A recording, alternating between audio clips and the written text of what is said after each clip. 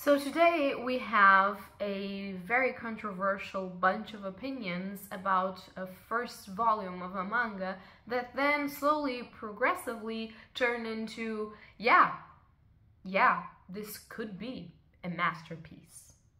Hello beautiful bookworms, my name is Katarina and welcome to my channel, and today I'm going to be reviewing a first volume, an omnibus first volume, so it probably has like 2 volumes inside of it, but oh well, of a manga series that is probably worldwide known, but I only now read the first volume, and so I only now know about this series.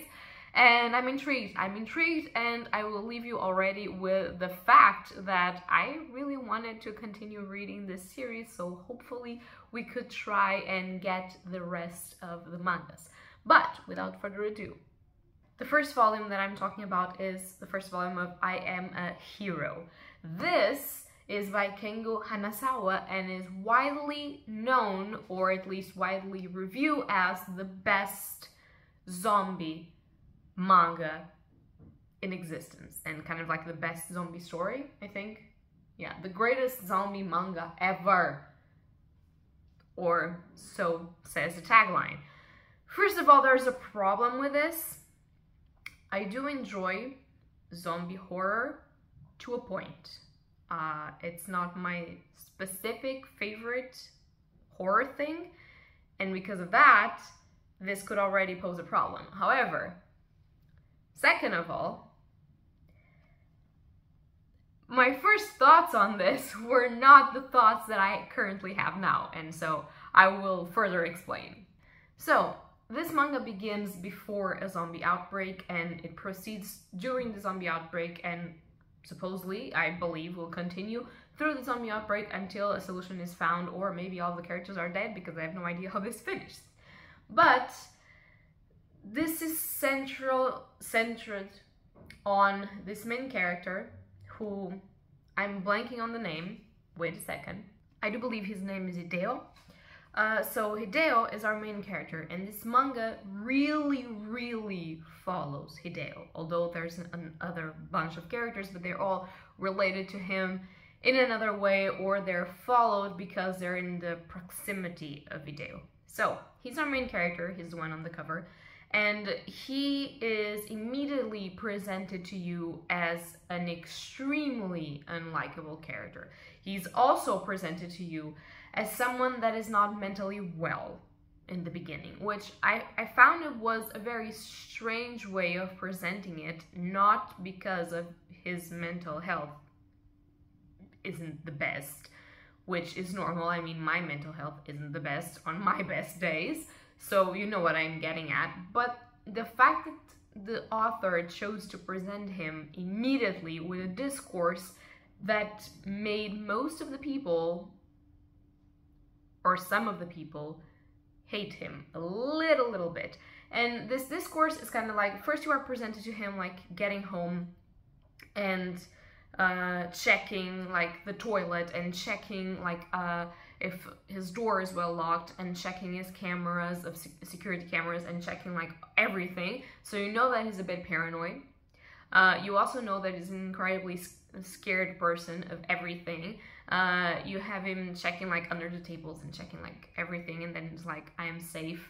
And then he's presented talking to his younger self, like his high school self, probably, or yeah, his high school self, mostly, which is a little bit fatter and a little bit, let's just say, I don't want to say uglier, but a little bit more, you know, unkept, and a little bit more, you know, like every single one of us was in high school. Like, I wasn't also the peak of beauty in high school, but you know, like this person, and you can see here already that he has insecurities and that he talks with himself, and his younger self looks up to him like a lot, because he's like the person he always wanted to be, like skinnier, not skinnier, but you know what I mean. And it's like he's powerful, and when he's scared at night and he can't sleep alone because of the dark and the stories he tells himself and all of his fears and irrational fears, he has a gun because he's one of the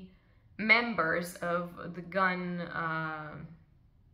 range in Japan, which apparently there's not a lot of people that have guns in Japan, so that makes him special. And so he cleans his gun through the night while he's afraid, and he just stays with the gun, and he repeats to himself, "I am a hero," which is the title of this volume. So in the beginning, I was a little bit like, why the fuck do I give two shits about this person? Since his first big discourse was telling his younger self that he hated female anchor news because if they were too pretty, they weren't able to do their jobs right. And I got triggered, obviously. Second of all, he was like, oh, because when you're too pretty and when you're too young, you won't be able to, like, if there's a seismic or a cataclysm of any sorts in the place that you're giving the news, you would try to save your life instead of keep reporting. And I'm like, sure, because you, with all of your fears and all of your insecurities and all of your shit, would keep reporting and wouldn't try to save your fucking life. Like, you're afraid to sleep at night in your bed. You have to check your toilet when you get home to see if there's nothing there. So this immediately kind of triggered me, but at the same time, I thought it was very, very strange that the author was like, this is the main character that you're going to follow during the fucking zombie outbreak, and you're not supposed to empathize with him.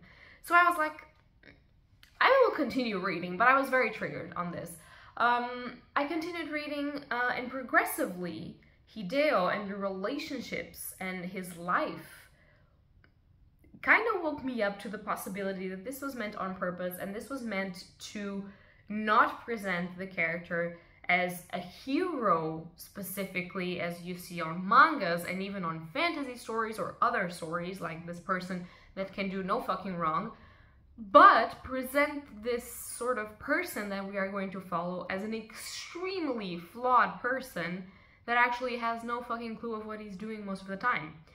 And then I start to empathize because his work life is shit. He wants to be a mangaka, but he's stuck being an assistant to a really great mangaka. He had some volumes out, but then his series are cancelled.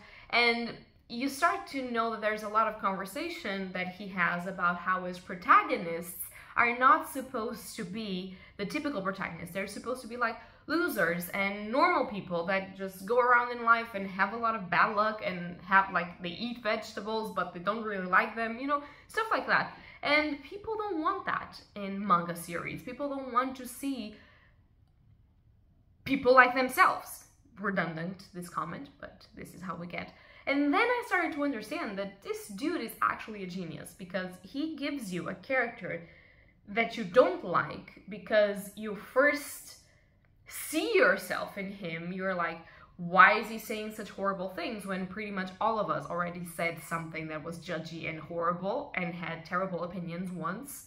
And then you continuously and progressively don't like him because you're like, he's a wuss, how is he going to survive the zombie apocalypse? Like, is he not going to get dead? It's just because he has a gun, and then he doesn't even use the fucking gun. And then progressively you start to see, wait, I am directing all of my rage to this character when I'm pretty much the same as this character in some situations. And then this author does something which is incredible, and that is bringing emotion and bringing pain and bringing the start of the fucking zombie apocalypse through his perspective. And now it makes full sense, because obviously you think, I'm reading something about zombies and this dude has a gun and he's afraid of everything, so of course he's going to understand that there's a zombie apocalypse going on. No! No! This dude sees someone get hit by a car, get up with her neck twisted 360 degrees, and the only thing that he thinks is not zombies, is not possession, is not anything like that. He's like, oh shit, this was harsh and I'm going home because I just saw something really weird. And most of us, well, probably would call the police or try to help this person, but most of us would think, shit, I just saw something really strange, I'm not going to sleep tonight, but the world is fine, you know, there's no apocalypse. And this is when you start to empathize with this person. You start to empathize with him, seeing how his girlfriend supposedly treats him, how his friends kind of treat him, and how he's a mess in everything he does. But by the middle point to the end, you start seeing that most of the shit that he feels like makes him a loser is stuff that he has in his head. The way that he interprets comments, the way that he interprets people and actions, and the way that he lives his life according to the thoughts that corrode him from the beginning, that is what makes him not being a hero, not being like this person that could have everything going on for them. And that happens to everyone. And as a person that suffers with an anxiety disorder, this happens to me. Sometimes people are telling me stuff, just it's only their opinion, or it's only like something that they think will generally be good for me, and I'm like, this person hates me. This person hates me, and this is why they're telling me this, and I suck at everything that I do.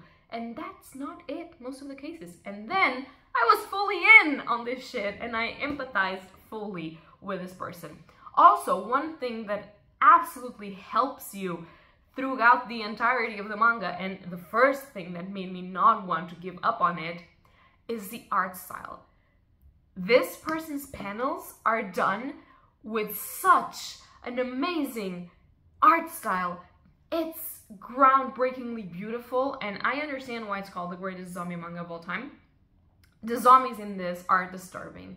They kind of represent like death, decaying, obviously, but they also represent like the crumbling down of society, and also something that our main character cannot understand, and that's potentially frightening and potentially something that wants to enter into a direct conflict with him when he's a person that cannot take direct conflict very well, like most of us. And it's just incredible. There's a panel in here which is nearly in the beginning, that is when he cleans his gun. The perspective of the panels is the perspective of the gun, and of the gun. It's just, it's something beautiful to behold how he rotates the panel without actually rotating the square of the panel to make you see the depth of this gun and the way, like all of the little details. It's amazing, it's beautiful. And then there's emotion, there's rawness, there's passion, and the character himself, he's not incredibly emotional. However, he has emotional attitudes, and he has emotional moments, and just his relationship with his girlfriend that you start hating and just thinking that she's a bitch, and then you understand that most of the things that he's thinking are not exactly what they're supposed to be. And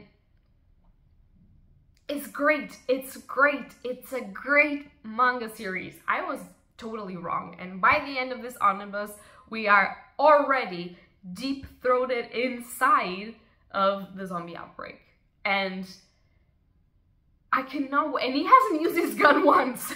You know, he hasn't used his gun once, and I cannot wait to see what the rest of the series brings. I am so enthralled.